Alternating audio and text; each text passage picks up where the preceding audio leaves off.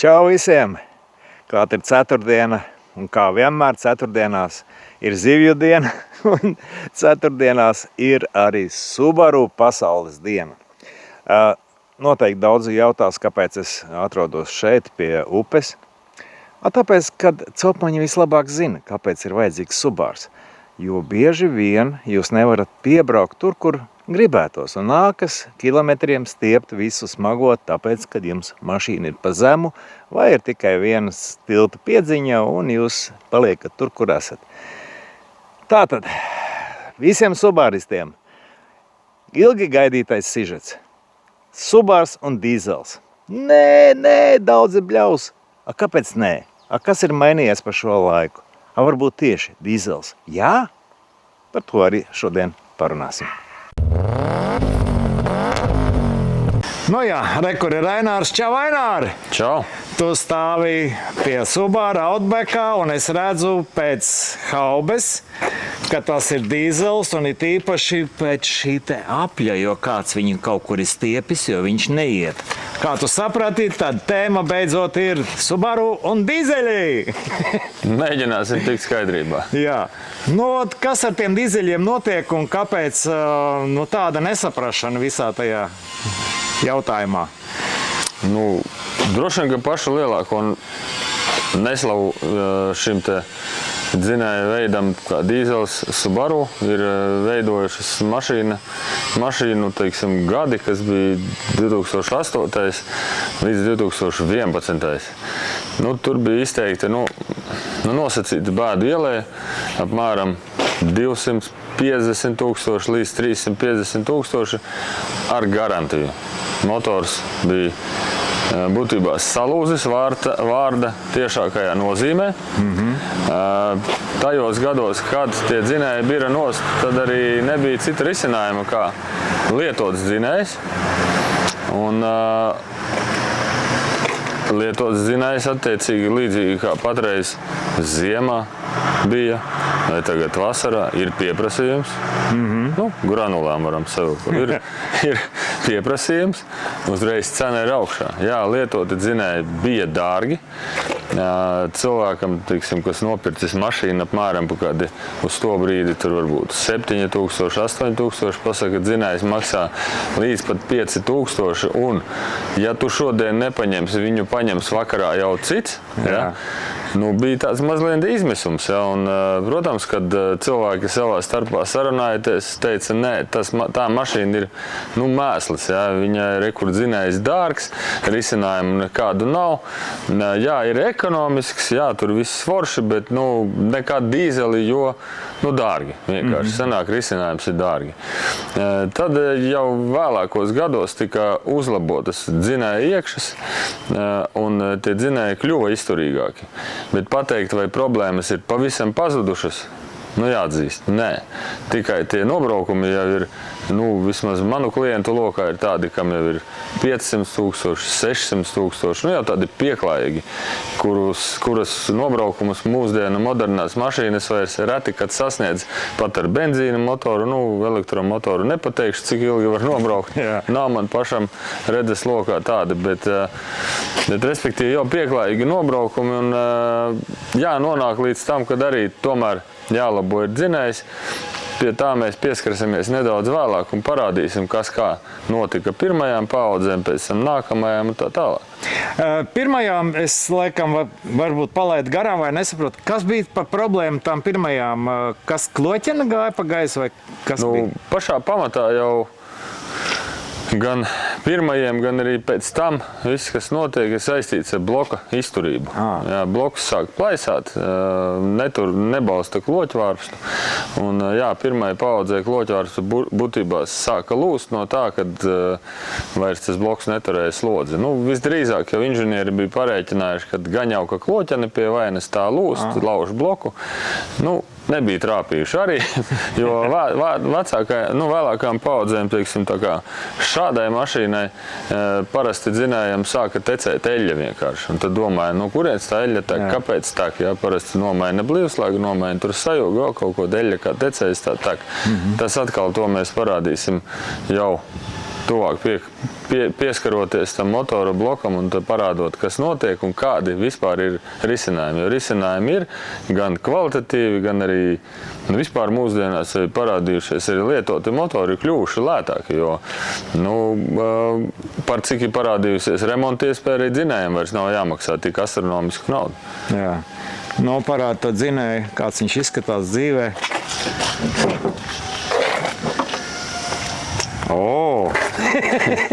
Šitāds viņš izskatās, kad viņš ir darbnīcā. Ok, ejam uz darbnīcu. Tā, mēs esam pie dzinējiem. Jā, tie ir dzinēji.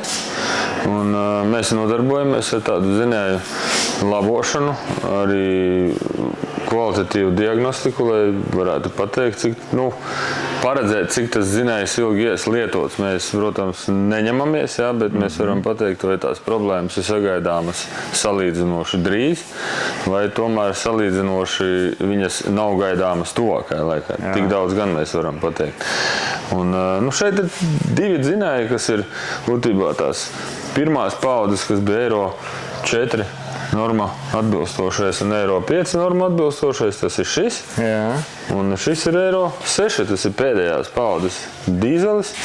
Tās vairāk atšķirības, tur kaut kur dizainā, tas tur ir motorā atšķirīgs, bet idejiski viņi ir tomēr vienādi, brauc viņi vienādi, dinamika ir plus mīnus vienāda un patēriņš viņiem ir vienāds. Tad pateikt, nopirkt Eiro 5 vai Eiro 6 dzinēju aprīkotu mašīnu, kura labāk, nemaz nevarēšu. Viņas abas brauc ok.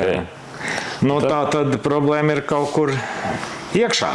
Jā, problēma ir iekšā un tas, ko es iesaku noteikti cilvēkiem pirms iegādāt mašīnu ar dīzeļu dzinēju, tad noteikti apskatīties, vai nav eļļas noplūdes no priekšas motora vai no aizmugures. Jā. Tas nav kritiski uzreiz, ka tādu mašīnu kategoriski nevar pirkt, ar viņu tūlīt rīt parīt juks motors ārā, bet tās ir pirmās pazīmes, ka tas motors vairs nav izcils, ka nav vairs ar viņu labi. Un, pēc tas, ko es novēroju, tā, kad eļļa sāk tecēt, tas ir kaut kādi 1050 vēl var nobraukt, līdz pat 70, varbūt, kam paveicās 100. Īstenībā tādai privātai lietošanai dažkārt tie varbūt ir gadi. Jā, ka tas nav, ka tūlīt nojuks. Bet risks ir, kad tas var notikt. Kad jāsāk skatīties, pie kādiem nobraucieniem šis te viss parādās? Tad tie, kas bija jau pavisam salīdzinoši uzlabotie Eiro 5 dzinēji un Eiro 6, tas, ko es novēroju, 300 000 tās mašīnas nobrauc ok, un tālāk ir ļoti atkarīgs, kā cilvēks ir rūpējies par mašīnu. Cik laicīgi ir mainījis eļļu. Kādas ir bijušas slodzes, teiksim. Varbūt tie ir bijuši kaut kādi kalna apvidi vai smagas piekabes valkātas, kas, protams, dzinējiem iedod vēl lielāku slodzi. Un, jo lielāka slodze, jo lielāka amplitūda kaut kādai staigāšanai, un tas viss progresē ātrāk. Bet ir eksemplāri, kas ir nobraukši, kā jau minēju, arī 500 un 600 000, kur varētu teikt, ka ar cieņu, ka tas vairs nav kaut kāda pārsteigums, bet ka tas jau pat ir normāli. Es to gribēju noprecizēt, tāpēc, lai citiem neliekas, es nopirkšu dīzeli ar mazu noskrējienu, un viņš man pēc 2000 nobruks. Ja tas auto vēsture ir skaidra un tas nobraukums ir liels, es teikšu, nav par ko baidīties. Ja tas ir ap 200 000 braukta mašīna, 100 000 jūs noteikti nobrauksiet, un pie šīs cenu starpības, kas patreiz ir degvielai un kāds ir patēriņš dīzelim vidējais un benzīnam, pa 100 000 viena motora kapitāla remonta izmaksas, jūs iekonomēsiet uz degvielu. To var jebkurš paņemt un parēķināt. Jo dīzelim tas patēriņš ir kaut kāda vidējais 6,6 litri. Tas ir jauktais cikls. Benzīnām viņš būs tuvu 10. Tad to starpību var rēķināt un to nobraukumu, cik ilgā laikā kas notiks. Jo ir interesanta lieta, šis te bloks, kas mums tur atrodas uz galda. Tā ir būtībā viens lielais defekts, Un šis te pārējais viss, kas liekas mistrojums, ja, tāds baigais tur sprauslas, tur visādāki devēji, tur droseles, visādāks tā tālāk. Pirmkārt, tas nemaksā neko daudz. Nu, ja runa par lietotām detaļām, ko arī Latvijā cilvēki piekop nopirkt lietotas daļas, nemaksā daudz, viņas ir viegli maināmas. Nav tur katru reizi jāizceļ motors, lai kaut ko nomainītu. Un, kvēlsveces, teiksim, varbūt ir tāds nākamais etaps, kuru tagad tur visi baidās, kā nu tagad būs, bet kvēlsveces jau arī ir atrasta tehnoloģija, kā viņas pat, ja nolūst, jo nav jau brīnums, ka dīzelim arī var nolūst kvēlsveces, ka viņas dabūna ārā, arī nejaucot dzinējus, un pateikt, ka viņiem ir kaut kāda tāda īpaša baža izņemot to vienīgo, par kuru mēs parunāsim vēl mirkli vēlāk. Cita jau nekā arī nav. Viss strādā labi. Pie nosacījuma, protams, kvalitatīva degviela, degvielas filtrs mainīts. Jā, Subaru visās kantēs, vai tas ir benzīna motors, dīzelis, vai ātrumkārbas automāti, vai CVT, viss mīl apkopi pēc reglamenta, vai pat varbūt biežāk. Ok. Nu, man ļoti gribās redzēt, kas uz tā galda ir un kas tur atklāsies. Nu jā, šito vajag parādīt. Vajag parādīt, kā sakot, lai viss atklāti. Un tā tad, tai mašīnai, kurai mēs atvērām kapotu, loģvārps izskatījās. Tie, kas zina tehniku, normāli, nekāda vaina. Gala kakliņš mēdz padilt. Bet tas mēdz padilt tāpēc, ka blokiem parasti šīs te vietas paliek veselas, gala atbalsta punkti paliek veseli, bet šeit pa vidu šādi gabali izlūst ārā. Tātad kloķvārps tai visai šai te garai detaļai nav kur normāli vairs atbalstīties. Viņa burtiski sāk vidū locīties. Gan kaut kādas vērpes ietekmē, gan visādā arī virzuļu galā rada savu spiedienu. Un tā kloķa kā nabaks tur lambadu dejo. Sanāk tā. Un tad arī tad, kad tā eļļa sāk tur pa galiem kaut kur tecēt ārā, tas jau ir saistīts ar to, ka būtībā kloķene sāk kustēties. Iet runa par dažām daļām milimetra, bet blīvslāgs vairs nespēja noslēgt ar savām noslēgt plaknēm, lai būtu viss sauss. Un par to eļļas tecēšanu nav tā, ka man eļļa zūd litriem. Iet runa par dažiem desmitiem gramu, bet eļļa ir eļļa. Tie daži 10 gramu rada tādu iespaidu, ka man baigi gāžās eļļa. Nē, tu viņu vari nomazgāt, noslaucīt un atkal mēnesi braukt, tur viss būs sauss. Vienkārši tas viss tā sākās. Tas ir tas sākums. Visi grib zināt, pēkšņi tam dīzelim pēc 200-300 tūkstošiem notiek tāda ķibele. Ko tad jūs te darat? Un galu galā, cik tas viss izmaksā? Tad tas, kas tiek darīts, dara tā, kā mēs vislabāk iesakām, tas ir šos te dzinēju blokus būtībā restaurē. Šeit šī te daļa tiek griezta ārā. To mēs varēsim droši vien pievienot šim te video kaut kādus foto, lai redz no kādiem citiem projektiem, jo kāds ir gala produkts, ka tas bloks ir norestaurēts. Jo ar to bloku restaurācija vienīgā varbūt aizķeršanās ir tāda, ja ir kaut kāds pieprasījums uz to brīdi, kad vajag, viņš var nebūt varbūt burtiski rīt vai parīt, bet jāpagaida dažkārt ir kādas nedēļas divas. It kā jau nekas traks, bet tāpat laikā nav mums tā, ka mums tie restaurētie bloki stāv 10 gabali plauktos, un jūs piebraucat, paņemat un varat riktēties. Nē, protams, arī mēs pieskaņojamies pēc vajadzības, ja vajag, tad mēs to pasūtam.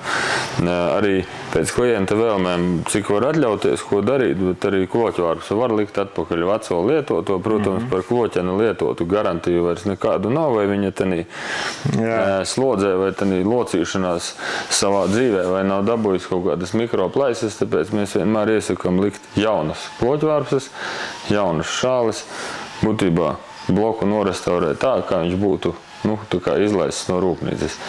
Savukārt, kā jau es minēju, viss pārējais, viss apkares lietas un tā tālāk. Ar tā mums, laikam teikšu, varbūt ir kāds 1 vai 2 dzinēji, kam ir bijis kaut kas vēl. Bet tad attiecīgi šis te ir palicis vesels, un tur vai nu ir saistīts ar kaut kādu nekvalitatīvu degvielu, ir kaut kāds ekstra sprādziens noticis, kas ir veidojis kaut kādu plaisu kaut kādā citā detaļā. Bet tas ir tiešām Cik es atceros, man šķiet, ka 1 gadījums. Tā kā ļoti reti, kas cits notiek, tā kā būtībā bez šī defekta, teikšu, ka citu defektu nav, ja mašīna normāli eksploatē. Tas nozīmē, ka dīzels, pieņemsim, benzīnieks 1 gada maksā tur 12,000 un tā paša gada dīzels kaut kādi 4,000 lētāk.